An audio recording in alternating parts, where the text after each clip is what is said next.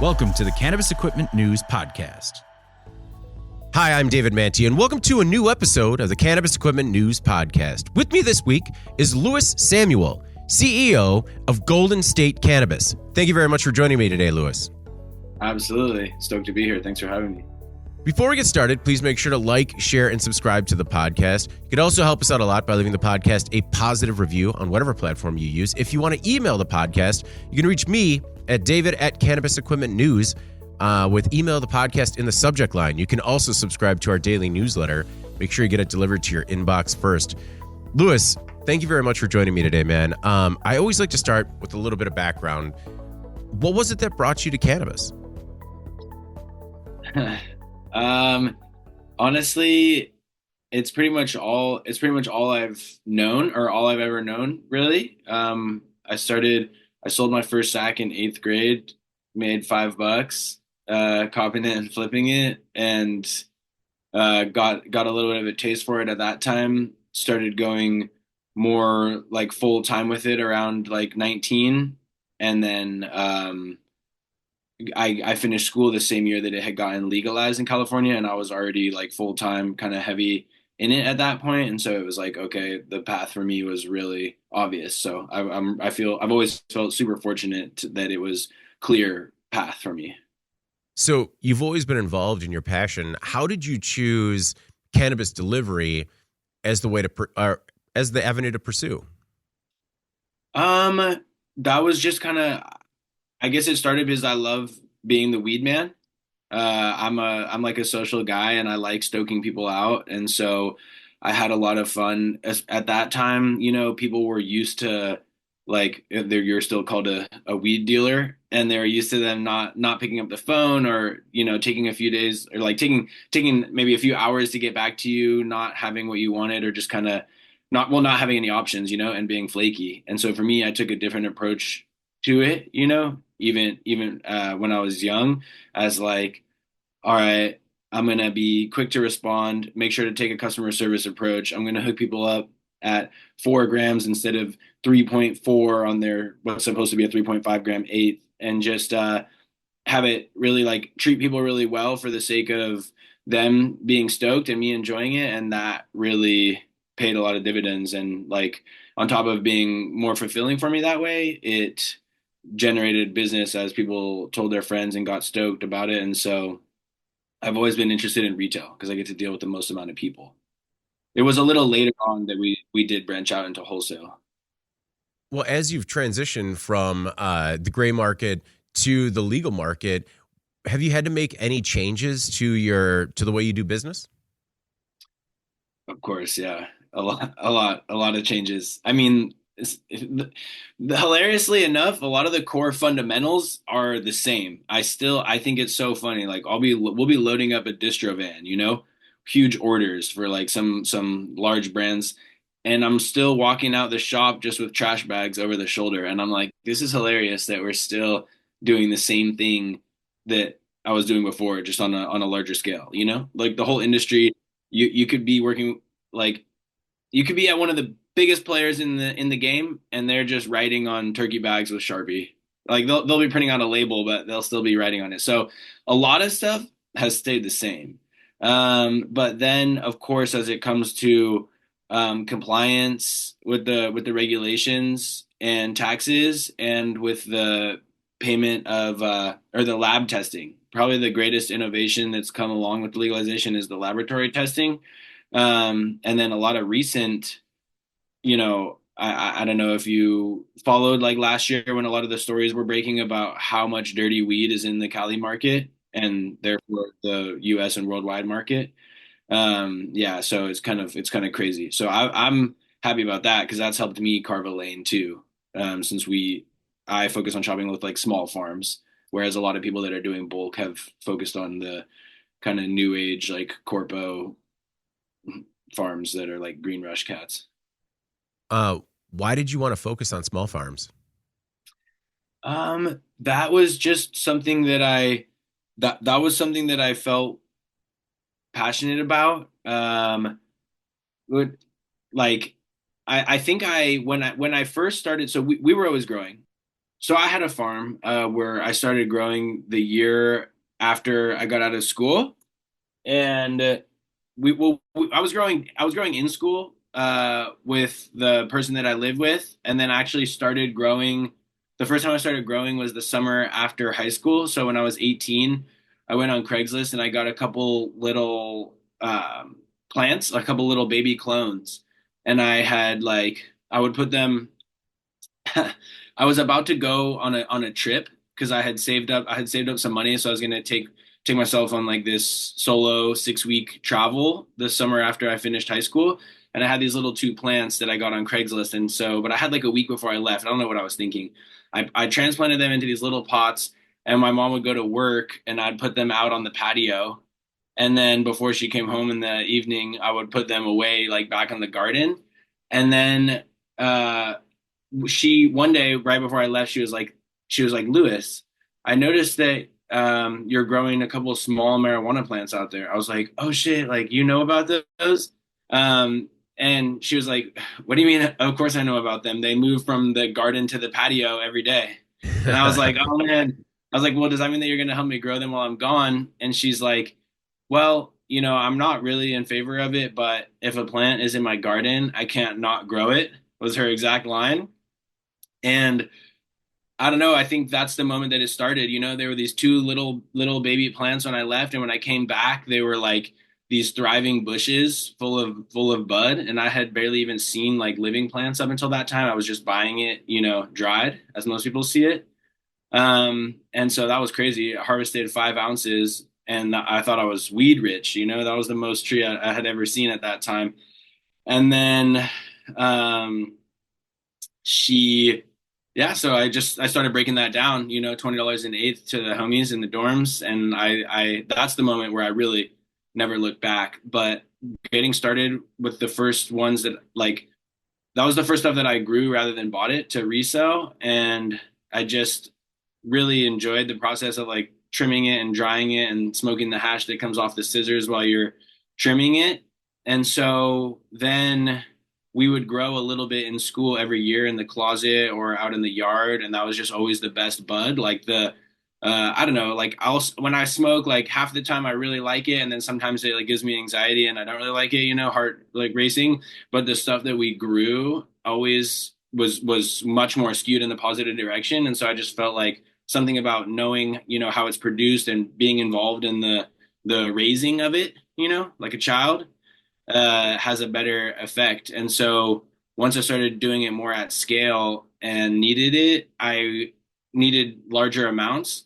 I would go and swing by these farms, some of the farms down in the Carpinteria, Santa Barbara area, where they really got big corporate farms really popped up like right around legalization. And now Santa Barbara County actually has more canopy than Humboldt County, which is like traditionally where it all comes from.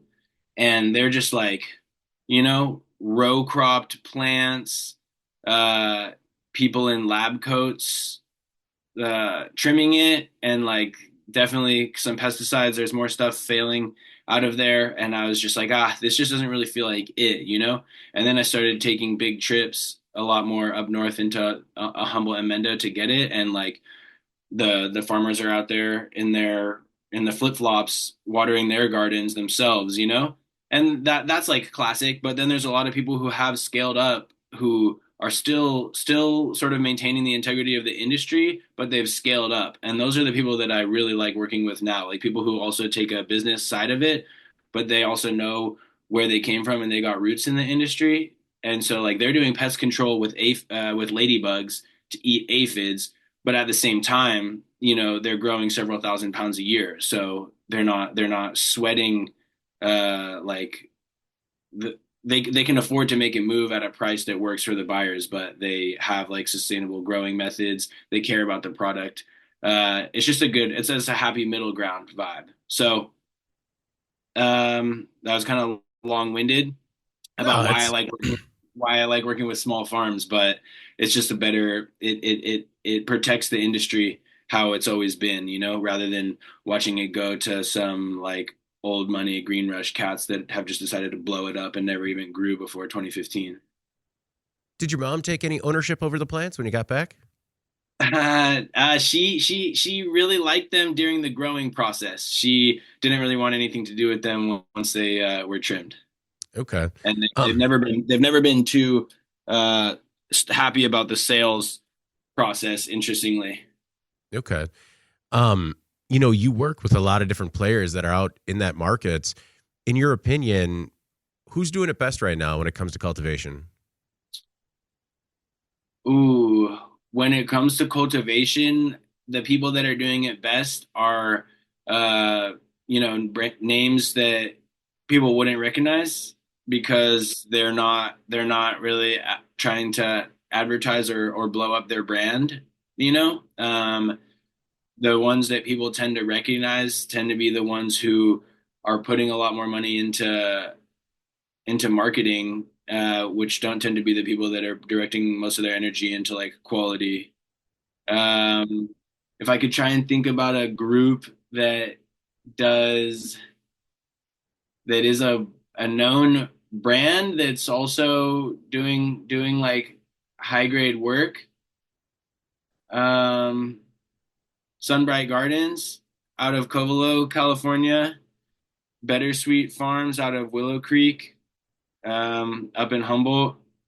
Um, yeah, there's a lot of Depro Farms, shout out. There's a lot of major players that are doing like really good work out of Covelo in particular, and then out of Honeydew area as well. There's a few big farms that I don't really shop much at there, but there's beautiful farms overlooking the ocean in the Petrolia area along the coast up in Humboldt that if I was going to live on a farm anywhere in California, that'd be my number one area. Did you ever consider going into the cultivation side of the business? Yeah, I was in it. I was in it. I actually just got out of the grow game in January of 2024 after after almost 8 years. Well, I guess it depends on when you start to count from, you know. I was like 12, 13 years on small scale, but on a commercial scale was growing from 2018 until 2024. And there was a point in there where I sold a few pounds that came off our farm for 1,700, you know, in the height of the COVID related market boom in 2021, and then sold the pounds off of there for 250 just a couple years later. So there was a massive, 80% at least drop in the wholesale price of Kush between the high of COVID and the low point of last season, the 2024 outdoor season. Is that why you got out of it? Because you saw the prices falling? Yes. Well, your experience, you've been in the industry and you've been able to see it sort of evolve into this regulated industry that it is today. Mhm. What are your thoughts on the industry it has become? What would you change? What do you like about it? What do you not like about the legal market in California? Let's see. That's an interesting question. There's a lot. The main thing that I don't like is how fast uh like some large players that just have investment backed green rush old money came in and are able to like grab market share because of that, despite not caring about the industry. They probably don't even smoke. They probably were talking shit about it, just a couple years ago. Can I say that on here? Okay, yeah, they were you know their suits, and that I don't like seeing that in the industry. At the same time, I'm not naive, I understand the way that things like almost always go, if not always go, when new industries are created and money talks and brings power in that sense.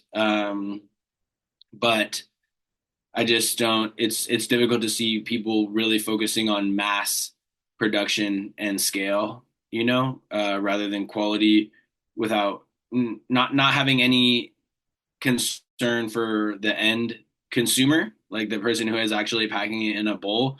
What's their take? Yeah,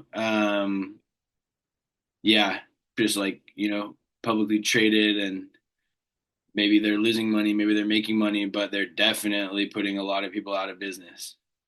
Do you think that as we continue down this path, there will be the side of the industry that is sort of commoditized, and then there will be the true craft side of the industry that might have a chance to thrive? I hope so. And I'm trying to sort of help carve that lane out. I would say that's probably like my primary contribution to the industry. What I'm focusing on right now is trying to create that. Because if you could, a farm could be the most beautiful farm ever up in the hills, mountain view. They brew a compost tea every day. They nurture each of their plants. They have a bunch of California poppies and lavender planted around the base of every plant, you know? People who really care about what they're crafting. And then guess what? You put that in a jar and you put some, sort of SoCal Corpo weed in a jar and you put them on a dispensary shelf, both of them for $30, there's no differentiation on the label. Like, yeah, they might say handcrafted or whatever, but there's no equivalent of a organic labeling or a small farm designation because there's no consumers. Consumers don't care. They're not, as of right now, they're not willing to pay, $5 more for their eighth. But when you're talking about a $25, $30 eighth, that's a 20% increase in cost that you could get for the farmer. So I think that there's changes in that way that will happen as people become more aware, especially in light of the LA Times article that revealed that a majority of the major brands, or a lot of major brands that they've tested, they focus on the oil side, but guarantee that's happening with flour too, are dirty, and people are pumping pesticide full weed into the legal system for sure. Heavy metals, like there's cadmium, arsenic all over, there's people that are finagling the lab system. And uh, yeah, I think that there's going to be a little bit of a consumer change that focuses more on making sure that they know where they're coming from than that their weed does not have any pesticides in it because it was grown by people who don't support that type of growing method. So, what specifically are you doing at Golden State that helps carve that out? Is it, I understand that the people you choose to work with, but do you also take a consultative approach with your clients, just saying, like, hey, I know that you're interested in this or you normally get this, but have you tried this because, of your background, your knowledge? Yeah, so I would say that that's kind of a focus coming into this year, is trying to really lean into that. I think the brand identity is just something that has developed like naturally because of the way that I feel and the way that like the people like on our team feel about it, and the way that people are passionate about the weed that we produce being from these small farms, predominantly out of Mendocino and Humboldt County. Um, but I don't think that I've like really consciously uh, focused on that, or marketed to people who do care about that, or done the work necessary to really try and explain to the public or the consumers of why that's important. It says it on the back of my bags, my message is printed on the back of the bags, like, hey, we prefer farmers in the hill with a hose than row cropped greenhouses, and my core values are on the back of our bags as well. And I wrote like it's kind of a little poem, and on the edibles that I made called Groovy Chews, I wrote a poem on the back as well. Choose to take a snooze. But like, I need to do more in terms of getting people, explaining the difference to them and helping them, especially through that. It was kind of a really the expose basically that LA Times put out really was a shakeup on things, and I think helped show people that maybe part of the reason why the bud that you're getting looks so good for the same price as other bud that you're getting that isn't as like sparkly or purple, is because it's getting pumped full of bud hardeners and other kinds of like gnarly finishing nutrients right at the end that really aren't good, and they probably don't take the time to flush them out. Maybe they can squeeze past testing, or maybe part of their batch really did fail for heavy metals, but that's not the part of the batch that the lab came in and sampled, you know? What are your core values that you have on the back of the packaging? The core values is to be the plug, number one. So what be the plug means to me is to like is kind of what I was talking about back in my early days of like hooking people up a little bit extra rather than a little bit less just to stoke them out, you know? If we're late at all, we'll throw people like an extra gram or throw them a pack of the Groovy Chews. Or if they tell us something cool that happened to them, you know, like, hey, I'm having my kids uh college graduation party today, like we'll throw them something a little extra too, just to be the homie and relate to them. Not, it's kind of like I call it a homie mentality. It's just customer service. We're based on customer service. That's like at the core of the whole business. Um, then the next one is to energize and empathize with the customer, which kind of falls in line with that. But like the mission of the company is to elevate the mood of the customer before they try the product. So we're like customer service based. That's the mission of the delivery service specifically, where like I feel like people are either starting from kind of a down point and they're smoking medically or with the intention of getting back to a comfortable baseline, or they're at a baseline and they have the intention of smoking and getting high and having fun. Either way, you know, you can you can order from some of these large services. I won't name names, but uh, two of the biggest ones actually collapsed in the last year. You go online and you order on an app and you never talk to anybody, and then like they're quick, you know, 30 minutes later you'll have an apathetic stoner dude show up at your door, throw the weed at you, snatch your money and bounce. And that's your whole experience. And then you're like, okay, I hope this works out. And whereas the experience that we have is like you call, you have a super friendly, knowledgeable dispatcher, talking you through it, like kind of stoking you out. And then your driver will get your message and they'll text you right away and say like, hey, it's your driver Lou with Golden State. Just want to let you know I have a couple orders ahead of you. But I'll be heading out your way in like an hour. I'll give you an updated ETA. And they're like, okay, awesome. Thanks for the communication. And then when we show up, we let them know, hey, I'm coming up to your door. Do you want to come out or do you want me to come up? And then by the time that they actually get to like packing their bowl or rolling their J, they're at an elevated level already. And so we have done some of the work that they were trying to get that product to do. And that's what energize and empathize with them means. And why we have like thousands and thousands of 5-star reviews from all over California, because we get feedback pretty regularly that people are like, wow, it seems like you guys give a shit, you know, which Yeah, is unfortunately, I guess apparently that's rare now. it is. It's a differentiator. Like legitimately caring is a real Yeah, differentiator. I mean, it's crazy how it's been rebranded as white glove service. It's just kind of like doing the right thing.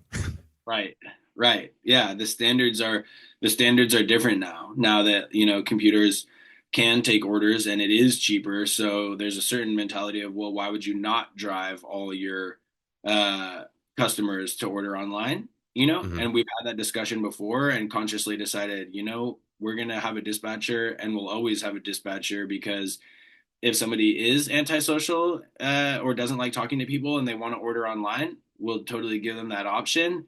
But if somebody wants to get some, you know, a friendly conversation or a helpful insight, a lot of people call us, they don't know what's what, you know, it's something a lot of people need information. So that position in particular, more than anyone, my dispatch is like very carefully selected and highly trained for customer service and knowledge of the product and support of people.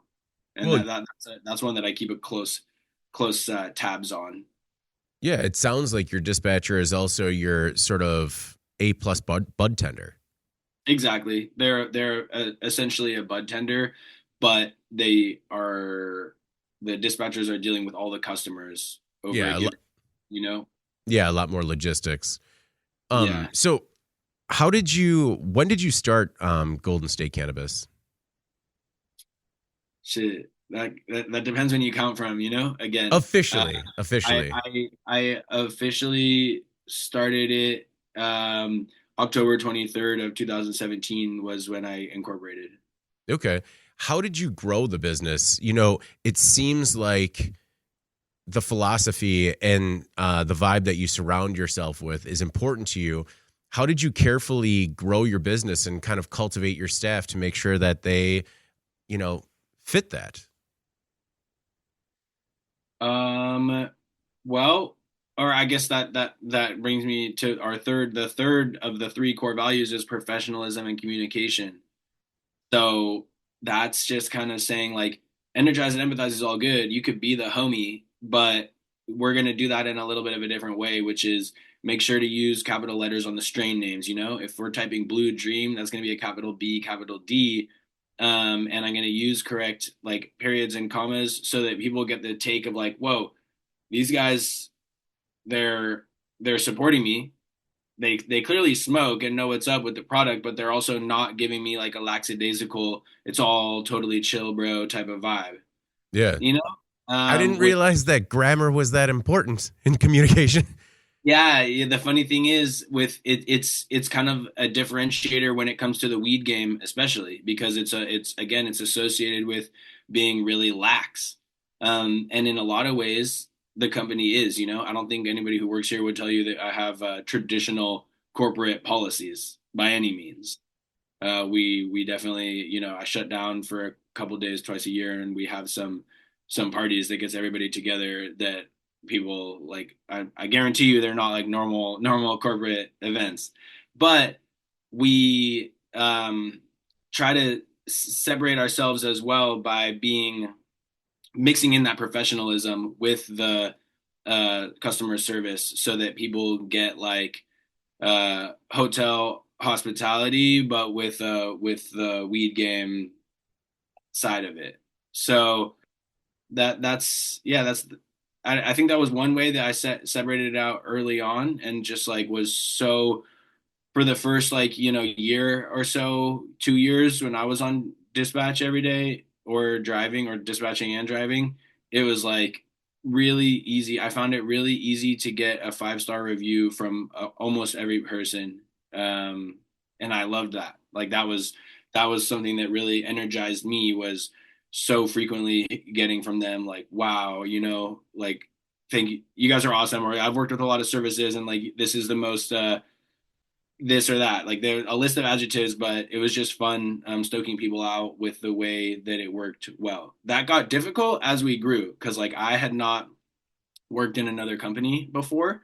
You know, I have just been selling weed my whole life, and so I didn't have I didn't understand like middle management very well. I had only been kind of hustling, and I hadn't had a clear understanding of how do you create structure and order with other people when I step back from doing it myself, doing everything myself. And so I definitely had a major like learning curve there, and that was a struggle, a long struggle, to learn that just from being in it, and then also trying to learn like accounting and finances and compliance at the same time.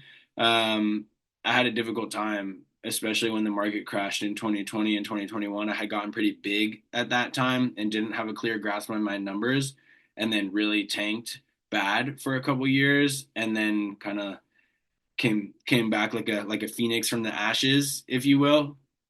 Not a phoenix that was real wobbly and maybe with one broken wing, but still getting up there. So yeah, I just grew it by not folding the cards when everything looked like real bleak for a little bit. We expanded into different markets pretty fast, and that helped me for a while and then hurt me for a while. So I'd say it was also easy in the beginning. I can't take like full credit for our quick success over from 2017 to 2020. Like the industry was so new, and in 2018 or 19, I think it was, or no, this was in 2020.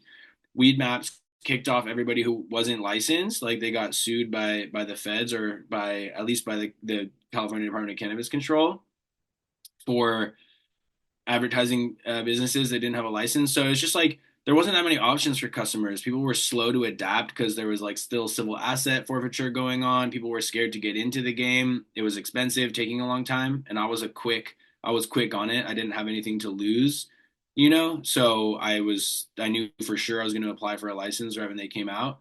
I got license number 46 in the state, and there's maybe like 1,200 now, and I jumped on it. And so first mover advantage was major for me and got me really like popping off the bat. And then it's really been since that collapse that is when I've had to learn what it meant to like I had to try a lot harder to get it to bounce back and fight more, going from 46 licenses to over 1,000 licenses. You're working in a different market. Mm-hmm. Well, how did you have to, what happened? What were some of the growing pains when you tried to expand your reach? And then what happened that you said things got a little shaky there for a minute?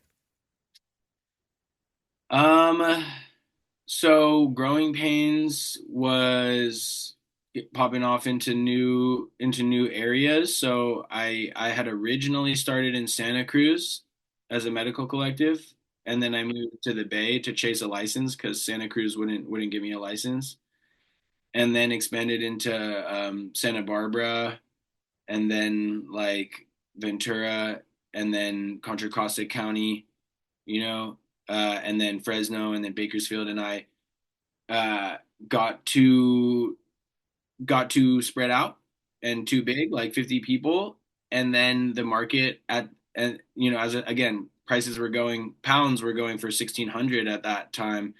In the middle of there, at the peak size of the company was also the peak price of pounds, not coincidentally.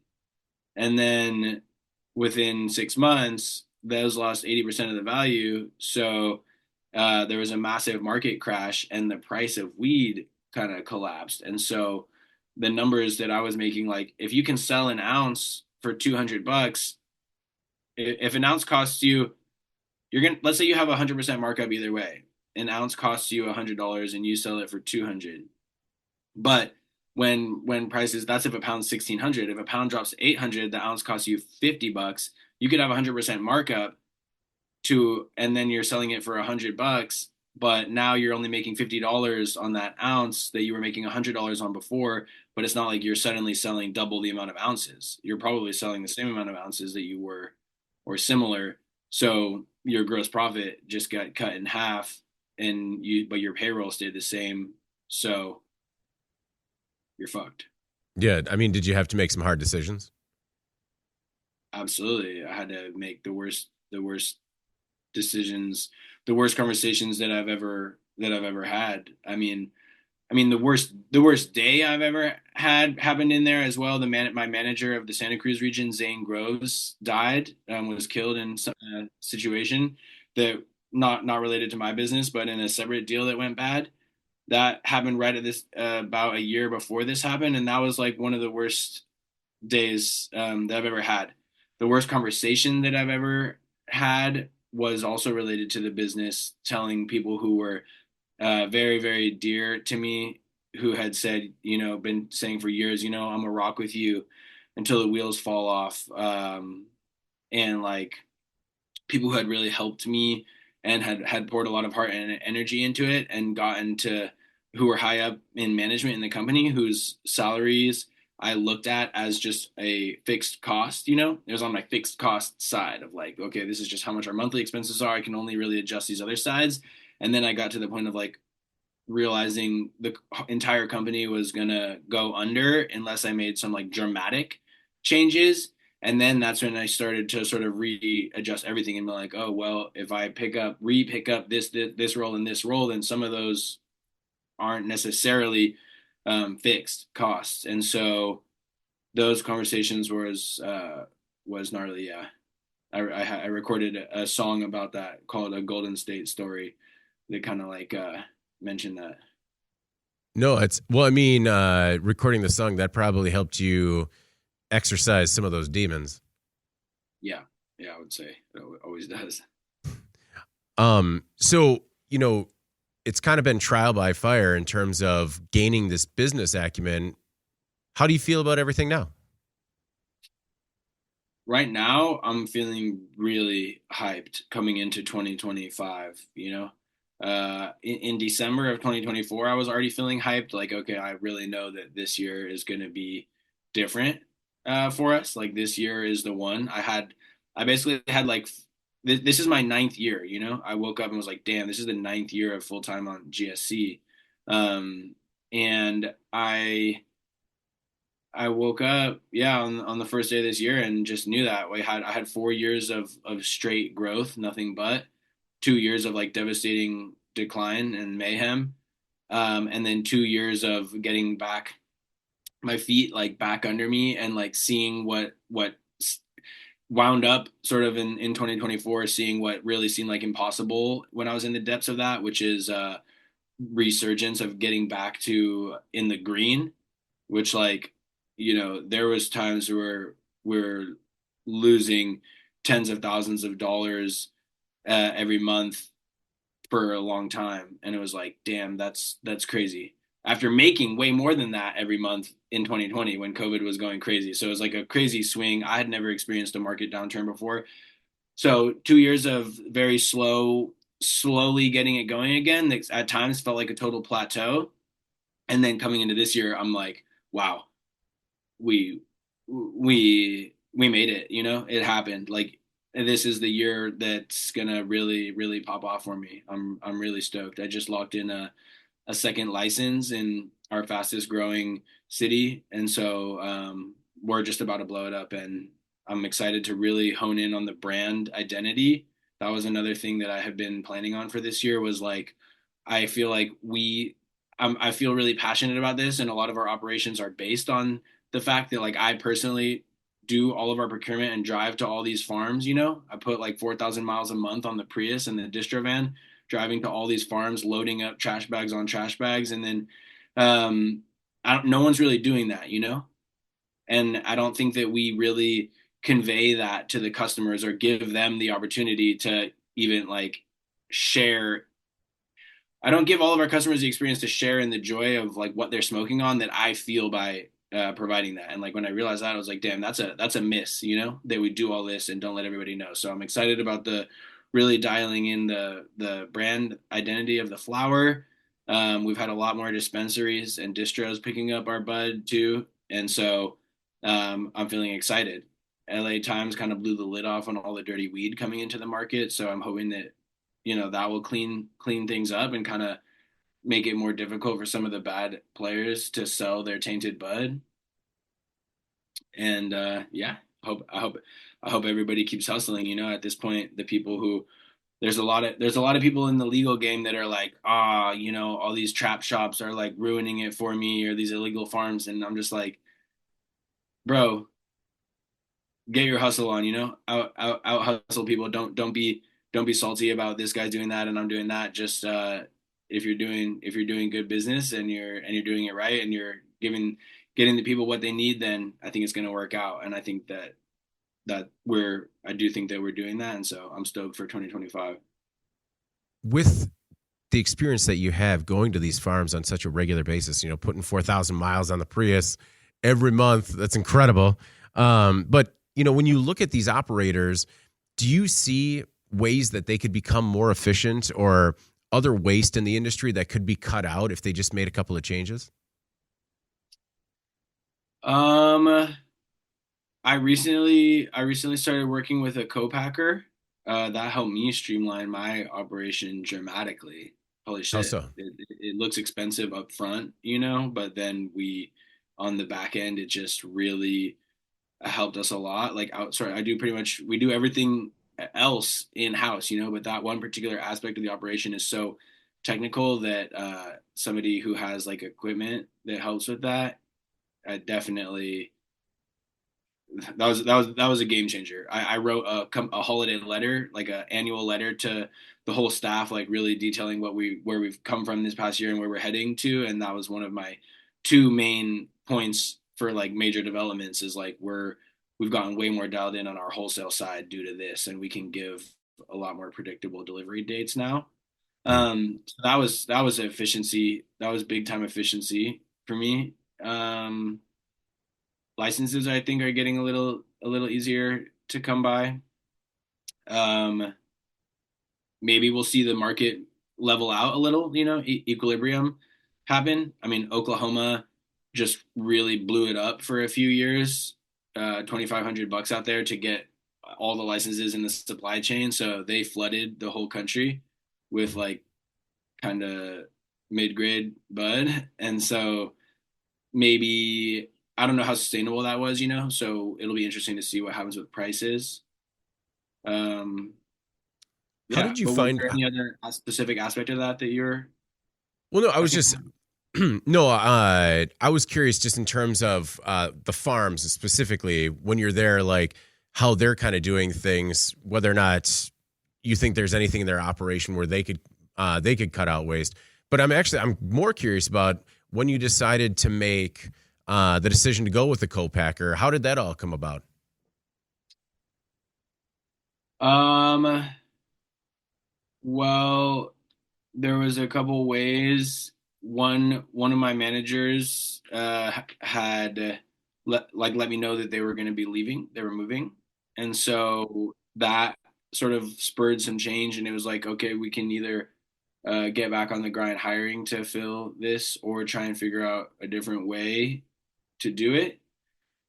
Um, yeah, and packing is just complicated, So many people with scales and gloves and waste and just it's a different aspect. It's a very like it's a detailed aspect of it that has a lot of little moving pieces that you can have a lot of costs incurred in that you don't really realize or that are difficult to account for. So that was one thing, and then I went to MJ BizCon and saw all the packaging machines, and they're just like, oh yeah, these are doing like something crazy, like half a pound a minute or something. And I was like, yeah, goddamn, that's wild. So that helped me push me over the edge to line up that partnership. Okay.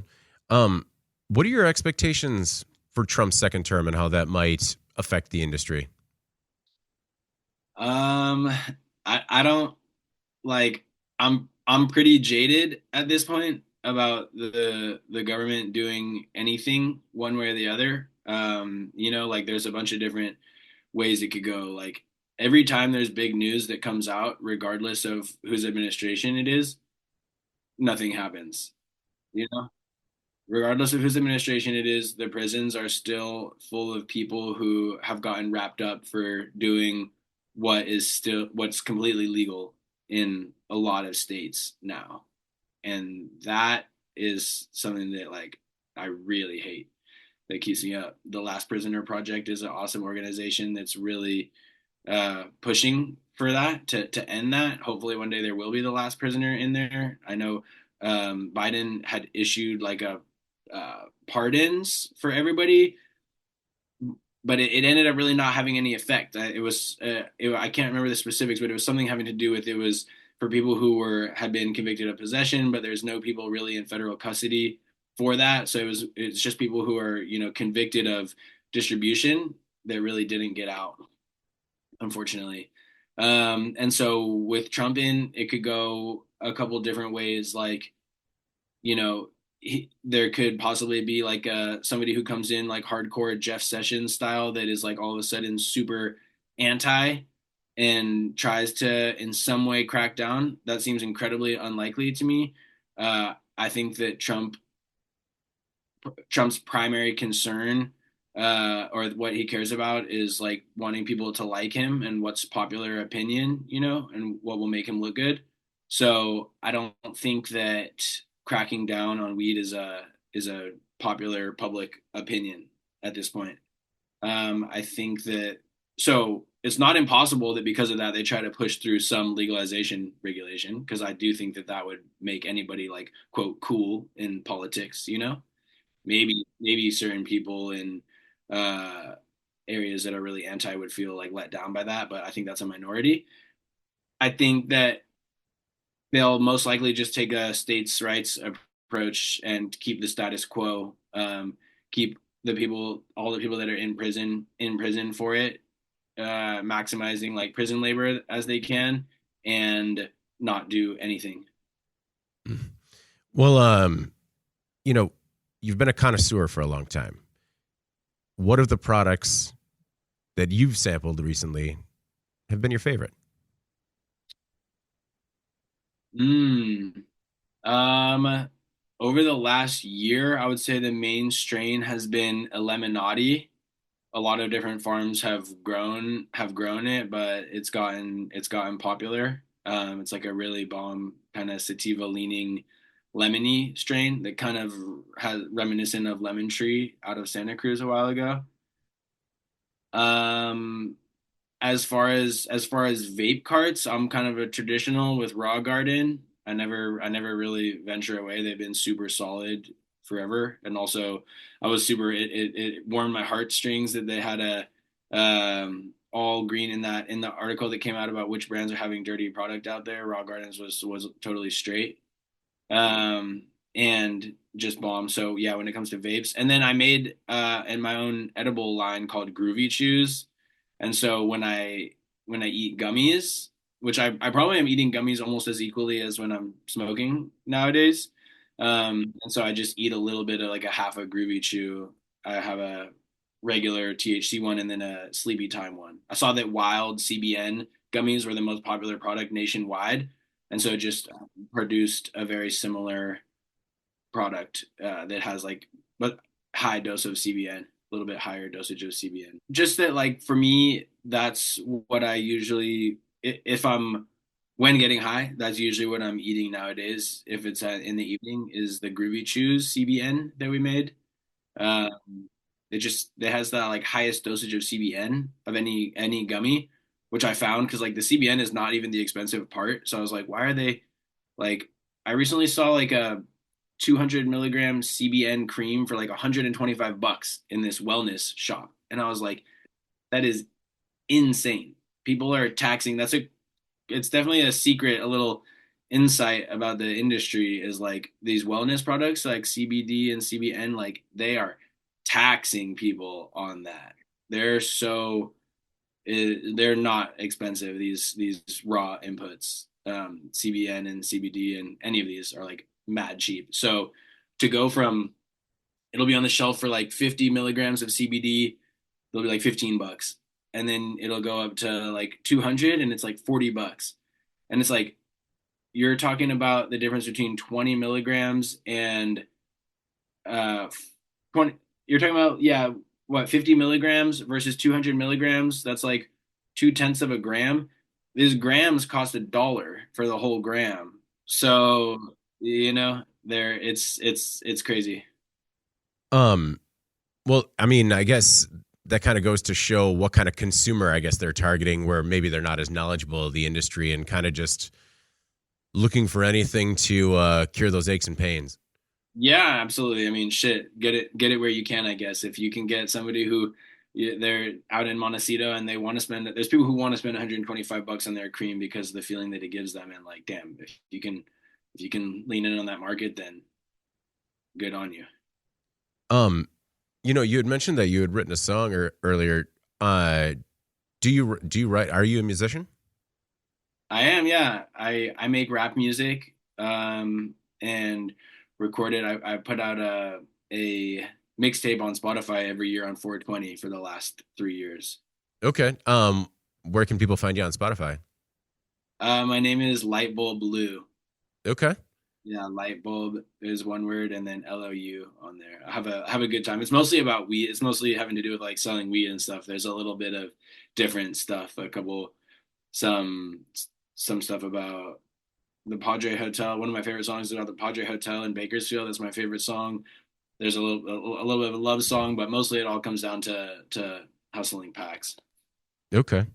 Um, well, so what is your outlook on the industry? Where do you see the legal cannabis industry in the next, let's say, 5 years? Legal cannabis in the next 5 years. Are you I guess optimistic? I'm gonna try not to conflate what I want to happen with what I actually think is gonna happen. So let me try and think. Let me try and think about that because where I where I would like it to go is increased awareness on people caring about where their flour is coming from, and the end consumer having an intention to support the small farmer so that they don't all get eliminated. Um, do I really think that that's going to take widespread focus on the market?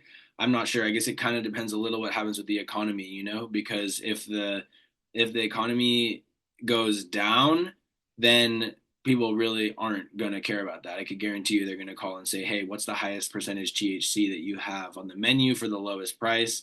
That's like the primary question I already get, and I'm sure that would continue. If things are good, maybe people will want to support um, smaller farmers and know where their weed's coming from a bit more.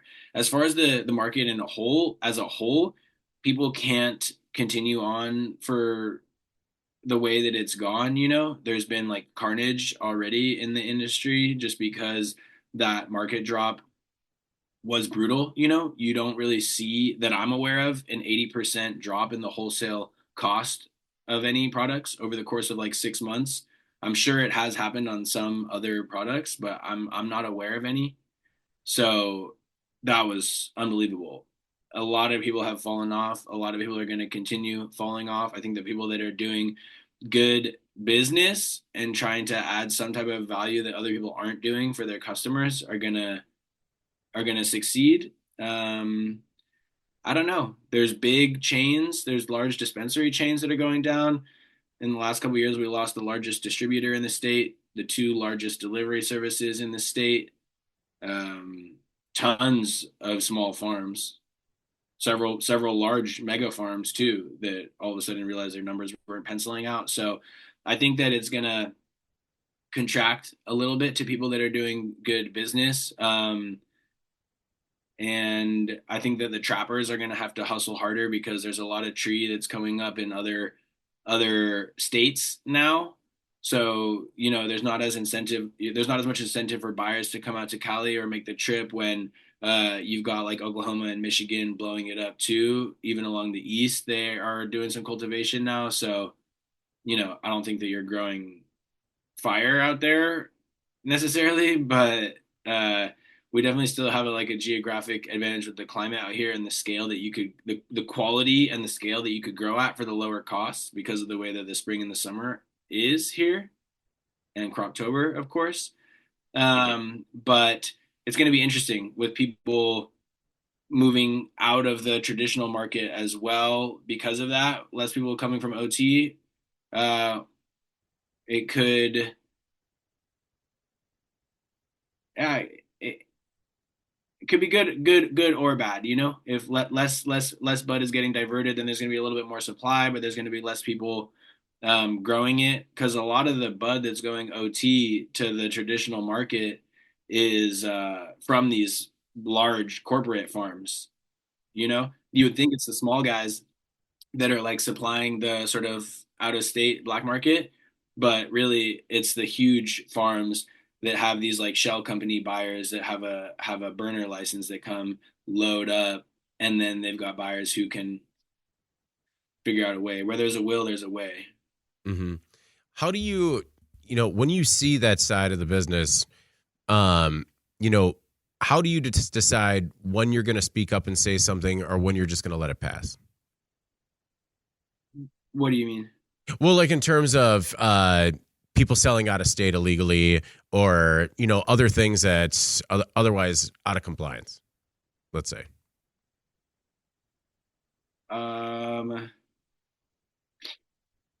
You're not going to catch me saying anything about that ever. Yeah. Okay. No, it's just I'm just curious. It's a part of the business as it evolves, and it seems like is likely to remain for quite some time. Yeah, it will. I mean, I don't think it's like people have been doing it for forever. Let's say like it started really growing in Humboldt in like the 60s and 70s. It's always been coming out of here. Everyone thought it was illegal. It was illegal everywhere for the longest, and then all of a sudden it's the green light. They give the green light, but like who's getting a license?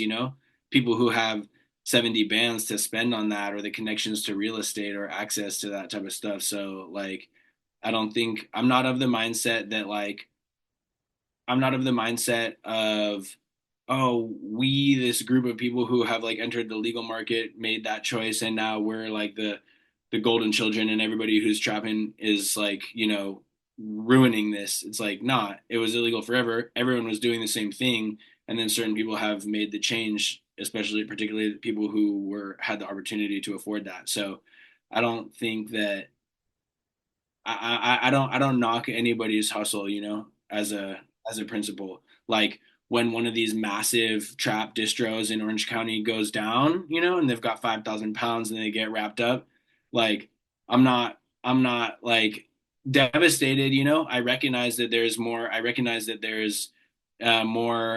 opportunity with less people doing it, but I don't wish decline of business on anybody, except for people who came in here with just tons of investment backed money and really don't have any passion for the industry. Well, Louis, I really do appreciate you taking the time and sharing your insight and your experience with the Cannabis Equipment News audience. I mean, before we get out of here, is there anything else that you want to make sure our audience knows, either about yourself or your work with Golden State?